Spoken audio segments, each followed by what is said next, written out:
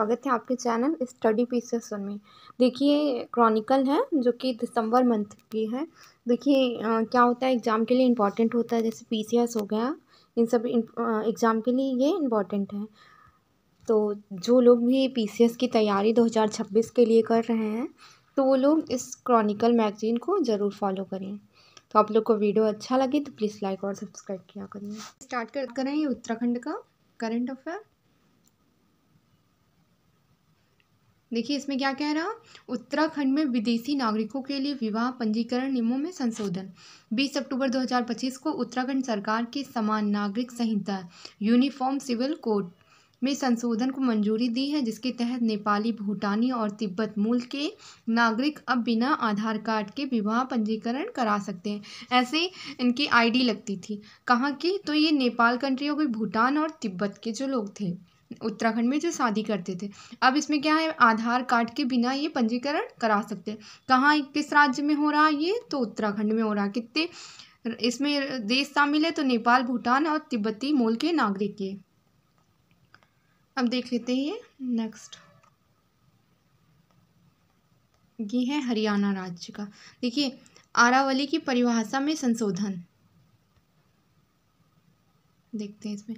देखिए 4 अक्टूबर 2025 को हरियाणा के भूमि विज्ञान एवं खनन विभाग ने आरावली पर्वत श्रृंखला की नई परिभाषा को अंतिम रूप दिया, जिसमें न्यूनतम भूगर्भीय आयु और ऊंचाई के मानदंड जोड़े गए हैं।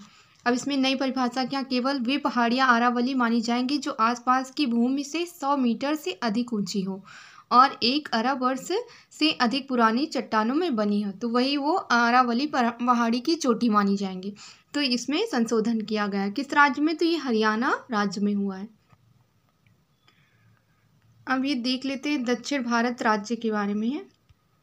देखिए बथुकम्मा, देखिए बथुकम्मा महोत्सव 2 गिनीज वर्ल्ड रिकॉर्ड की उपलब्धि। 30 सितंबर 2025 को हैदराबाद की सरूर नगर स्टेडियम में हुए तेलंगाना सरकार द्वारा आयोजित बथुकम्मा महोत्सव में 2 नए गिनीज वर्ल्ड रिकॉर्ड किए। स्थान क्या है, सुरूर नगर स्टेडियम हैदराबाद तेलंगाना। पहला रिकॉर्ड 60 टन फूलों से सजा, जैसे 63.11 फीट ऊंची चौड़ी बथुकम्प पुष्प सजावट के लिए थी। तो ये देखिए इसमें क्या होता है, पहला रिकॉर्ड क्या है कि 7 टन फूलों से सजा होता है, ये क्या, बथुकम्प पुष्प सजावट निर्माण के लिए ये था। और दूसरा क्या है, 1354, देखिए दूसरा ये है 1354 महिलाओं द्वारा बेहद समन्वित प्रदर्शन, जो अब तक का सबसे बड़ा समन्वित महिला समूह डांस था। तो 2 गिनीज वर्ल्ड रिकॉर्ड में शामिल किया गया है। तो ये हैदराबाद का है, ठीक है। अब ये वन लाइनर में देख लेते हैं। देखिए इस तरह के क्वेश्चन आ जाते हैं। देखिए वन लाइनर में क्वेश्चन देखते हैं। हाल ही में भारतीय रेलवे द्वारा उत्तर प्रदेश के दुधवा राष्ट्रीय उद्यान से गुजरने वाली किस रेल लाइन को हेरिटेज रूट घोषित किया गया है? तो ये कौन सी लाइन है जो दुधवा राष्ट्रीय उद्यान से गुजरती है और उसे हेरिटेज रूट घोषित किया है? तो ये है मैलानी नाना पारामीटर गेज रेल लाइन, जो कि कितनी लंबाई है इसकी, 171 मैलानी नाना पारामीटर गेज रेल लाइन है ये। और इसको दुधवा राष्ट्रीय उद्यान से जोड़ा गया रेल लाइन को ये हेरिटेज रूट घोषित किया गया है। तो इसका नाम थोड़ा देख लीजिएगा। और किस उससे जोड़ा गया, तो ये दुधवा राष्ट्रीय उद्यान से।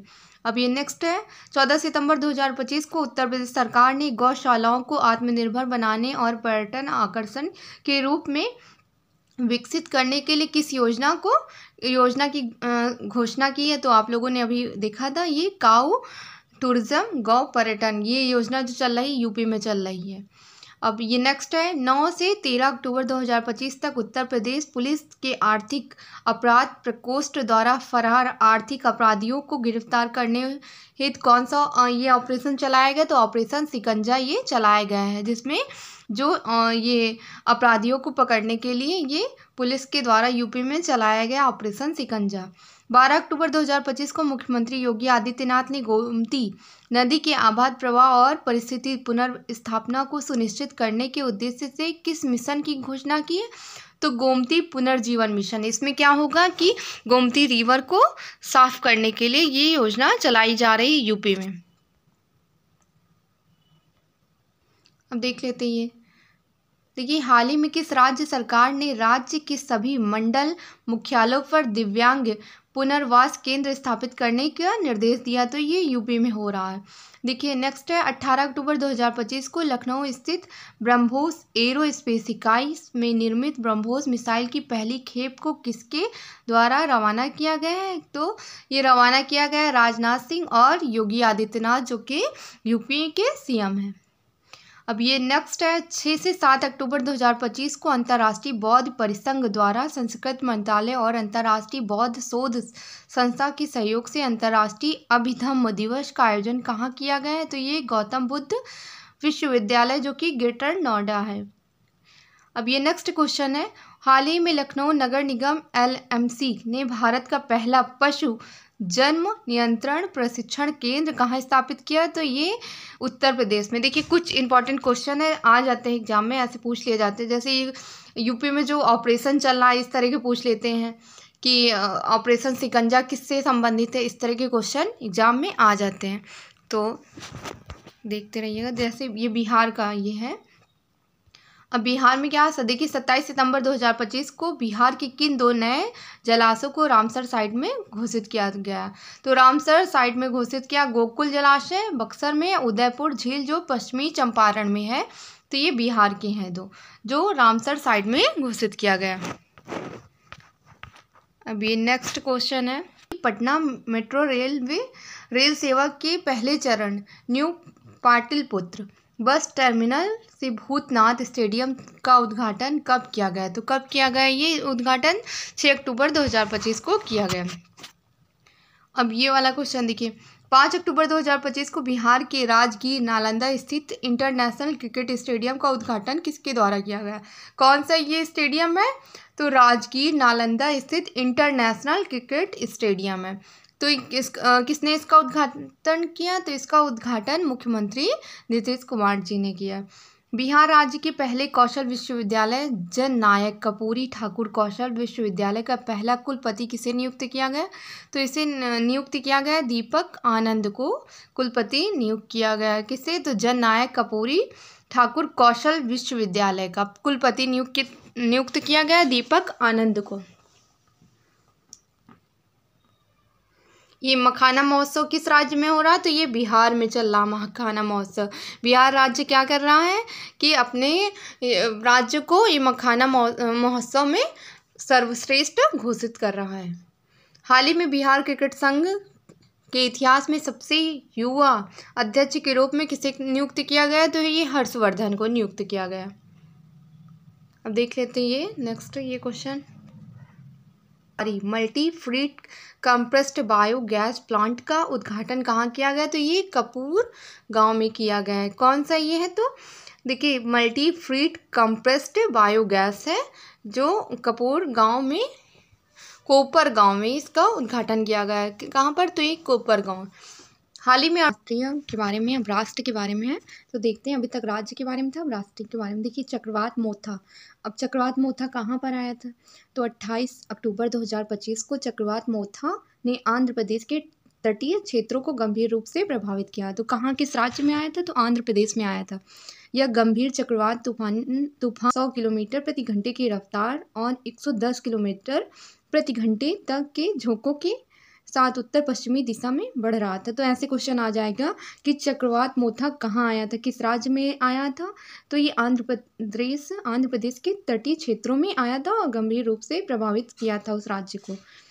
ठीक है, हम देख लेते हैं। देखिए, भारत में international rice conference 2025, Bharat international rice conference 2025 का आयोजन 30 से 31 अक्टूबर 2025 को भारत के मंडपम प्रगति मैदान कहाँ पर? नई दिल्ली में हुआ था। भारत इंटरनेशनल राइस कॉन्फ्रेंस ये हुआ था नई दिल्ली में, प्रगति मैदान नई दिल्ली में। ठीक है, चावल निर्यातों के संघ द्वारा आयोजित, जिसमें वाणिज्य मंत्रालय केवल गैर वित्तीय सहयोग प्रदर्शन कर रहा था। अब उद्देश्य क्या है? भारत के वैश्विक चावल निर्यात के रूप में स्थित स्थिति को मजबूत करना और निर्यात चुनौतियों और सतत कृषि प्रथाओं पर चर्चा करना। जो भारत में इंटरनेशनल राइस कॉन्फ्रेंस की जा रही, तो इसका ये उद्देश्य है भारत की वैश्विक चावल निर्यात के रूप में स्थिति को मजबूत किया जाए और निर्यात चुनौती को सतत कृषि प्रथाओं पर चर्चा करना। जो भी इनकी प्रथाओं पर इन पर चर्चा की जाए, जो चुनौतियाँ आ रही हैं उनके बारे में रखा जाए। तो ये था, कहाँ पर हुआ था? तो ये नई दिल्ली में हुआ था इसका आयोजन। अब देख लेते हैं ये, देखिए व्यापिन और फोर्ट कोचिंग, देखिए व्यापिन और फोर्ट कोच्चि को जोड़ने वाला पहला जलमग्न सुरंग कहाँ पर है? तो हाल ही में घोषणा की गई कि केरल राज्य के पहले अंडर वाटर टनल का निर्माण शुरू हो गया, जो व्यापित और फोर्ट कोच्चि को जोड़ेगा। तो कहाँ पर है ये? तो ये केरल राज्य में है, ठीक है। और किसको किसको जोड़ेगा? तो देखिए फोर्ट कोच्चि को जोड़ेगा। ये जो टनल है ये फोर्ट कोच्चि को जोड़ेगा। कहाँ, किस राज्य से है? तो केरल राज्य से है। अब ये देख लेते हैं, देखिए स्टेट ऑफ ग्लोबल एयर 2025, 22 अक्टूबर 2025 को प्रकाशित state of global air 2025 report के अनुसार भारत में 2023 में वायु प्रदूषण संबंधित बीमारियों से लगभग 2 मिलियन मौतें हुई, मतलब 2 मिलियन से भी ज़्यादा मान के चलिए मौतें हो चुकी हैं, जो 2000 के मुकाबले 43% वृद्धि दर्शाते हैं। मृत्यु दर भारत में प्रति 1 लाख लोगों पर 186 मौतें हुई, जो उच्च आय वाले देशों के लगभग 10 गुना है, ठीक है। तो ये कौन सी रिपोर्ट थी? तो ये स्टेट ऑफ ग्लोबल एयर 2025 ये रिपोर्ट थी। तो इसमें बताया गया कि प्रदूषण संबंधित बीमारियों से कितने लोगों की मृत्यु हुई। तो कौन सी रिपोर्ट है? State of global air report, जिसमें व्यक्तियों को बताया गया कि बीमारियों से कितने लोगों की मृत्यु हुई है, वृद्धि दर दिखा दी है। देखते हैं ये क्वेश्चन, देखिए एक राज्य एक वैश्विक गंतव्य दृष्टिकोण की पहल 14 अक्टूबर 2025 को पर्यटन मंत्रालय किसके द्वारा किया जाता? तो पर्यटन मंत्रालय द्वारा उदयपुर में 2 दिवसीय राज्य पर्यटन मंत्रियों की बैठक आयोजित की गई, जिसमें भारत के पर्यटन परिदृश्य को पुनः आकार देने हेतु रणनीति तैयार की। इस बैठक में कौन शामिल थे? तो प्रधानमंत्री श्री नरेंद्र मोदी जी शामिल थे। कौन सी ये था? तो एक राज्य एक वैश्विक गंतव्य दृष्टिकोण की पहल, ये पर्यटन मंत्रालय द्वारा ये प्रारंभ किया गया, जिसमें बैठक में प्रधानमंत्री भी शामिल थे। अब ये देखते हैं 92 वर्ष की वर्षगांठ, भारतीय वायुसेना की ने 8 अक्टूबर 2025 को हिडन एयरबेस गाजियाबाद में भव्य परेड व विभिन्न समारोह के साथ अपनी ये वायुसेना वर्षगांठ जो कि 93वीं उसको मनाया। कहाँ पर? तो गाजियाबाद में। अब देखिए थीम पूछ लेते हैं और किस ईयर की है। तो ये है 93वीं वर्षगांठ है। इसकी थीम क्या? भारतीय वायुसेना अचूक अभेद व सटीक। भारतीय वायुसेना अचूक अभेद व सटीक। आज यह आकार व तकनीकी क्षमता में विश्व की चौथी सबसे बड़ी वायुसेना है। तो इसकी थीम इम्पॉर्टेंट होता है। और कौन सी ये वर्षगांठ है, ये सब पूछ लेते एग्जाम में। अब देखिए बिहार में देखिए चुनाव जो हो गए हैं, तो ये 7 अक्टूबर 2025 को बिहार विधानसभा द्वारा चुनाव की तिथियों की घोषणा के बाद पूरे राज्य में राजनीतिक गतिविधियां तेज हो गई। तो अब ये जो अक्टूबर की है मैगजीन नवंबर में आती है ये, तो ये पूछ लेगा एग्जाम में 7 अक्टूबर 2025 को बिहार में विधानसभा चुनाव हुआ था। ये देखिए भारतीय राज्य व्यवस्था और शासन के बारे में, देखिए भारत की 53वें मुख्य न्यायाधीश होंगे न्यायमूर्ति कौन? सूर्यकांत। ये हैं भारत के नए 53वें न्यायाधीश बने हैं ये। देखिए 27 अक्टूबर 2025 को भारत के मुख्य न्यायाधीश VR गवाई ने अपने उत्तराधिकारी के रूप में सर्वोच्च न्यायालय के वरिष्ठतम न्यायाधीश न्यायमूर्ति सूर्यकांत का नाम केंद्र को भेजा। इसके बाद से ही भारत के 53वें मुख्य न्यायाधीश बनने का मार्ग प्रशस्त हुआ है। तो कौन है भारत के मुख्य न्यायाधीश? तो ये 53वें नंबर के हैं, सूर्यकांत हैं। और पहले कौन थे? तो VR गवाई थे। अब ये वाला देख लेते हैं, देखिए 12 राज्यों और केंद्र शासित प्रदेशों में विशेष गहन पुनर्रक्षण का दूसरा चरण। 27 अक्टूबर 2025 को भारत के निर्वाचन आयोग ने घोषणा की कि 4 अक्टूबर 2025 को 12 राज्यों और केंद्र शासित प्रदेशों में मतदान सूची का दूसरा चरण विशेष रूप से होगा। तो ये किसने कहा है? तो ये केंद्र शासित प्रदेशों में कितने? तो 12 राज्य थे। और भारत के निर्वाचन आयोग द्वारा ये चुनाव करवाया जाता है। किस आर्टिकल में? तो 324 में है।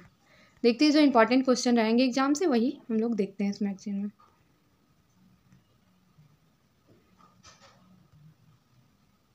जैसे ये ड्राफ्ट श्रम शक्ति नीति, ये कब हुई थी? तो 2025 8 अक्टूबर 2025 को श्रम एवं रोजगार मंत्रालय ने राष्ट्रीय श्रम एवं रोजगार नीति श्रम शक्ति नीति 2025 का मसौदा सार्वजनिक विचार विमर्श हेतु जारी किया। यह मसौदा 27 अक्टूबर 2025 को सार्वजनिक परामर्श के लिए खुला है। तो क्या है? ड्राफ्ट श्रम शक्ति नीति।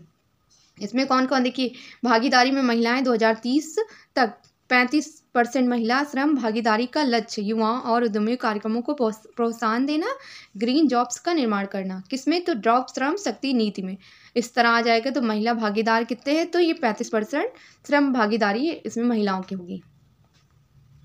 देखिए, ये देख लेते हैं। कला और संस्कृति में भगवान बुद्ध के पवित्र अवशेष रूप रूस से भारत वापस प्रयास, मतलब इनको भारत में वापस लाया जाएगा। देखिए, 22 अक्टूबर 2025 को जम्मू कश्मीर के उपराज्यपाल मनोज सिन्हा ने रूस के कल्ली मिल्किया गणराज्य से भगवान बुद्ध के पवित्र अवशेष को भारत वापस लाने के लिए भारतीय मंत्रिमंडल का नेतृत्व किया। तो कहाँ से लाया जाएगा? तो इनको लाया जाएगा रूस से।